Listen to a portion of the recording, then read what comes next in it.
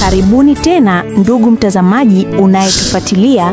Endelea kujifunza mambo mengi ya kiroho na mwalimu Jacob Nguya, na leo atafundisha kuhusu haki ya mwenye haki haipotei mbele za Mungu. Basi msikilize hadi mwisho ili ujue namna ya kudai haki yako na uweze kuipata. Karibu tumsikilize pamoja. Haya, nisomee. Macho ya Bwana kuwaelekea wenye haki, na masikio yake ukielekea kilio chao. Haya, komea hapo. Nasikia Biblia inasema macho ya Bwana ufanyaje? Kuwaelekea wenye haki. Haki huku na haki huku. Na haki kitoweka huku, jicho la Bwana lazima litaona. Huku hii haki ya huyu inaenda kufanya nini? Wakati huku kuna hawa wana haki zao. Bwana Yesu asifiwe.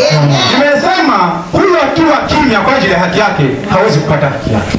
Simama ulilie haki yako kwa Mungu. Hakuna mtu anayeweza kuchukua haki yako na kawa nayo milele. Inategemea wewe umejiweka namna gani. Tulini mwende kwa. Wapigeni makofi basi. Bwana Yesu asifiwe. Kwa hiyo nimesema kwamba maana ya haki ni kitu halali cha mtu. Nyayo ya Mungu awabariki.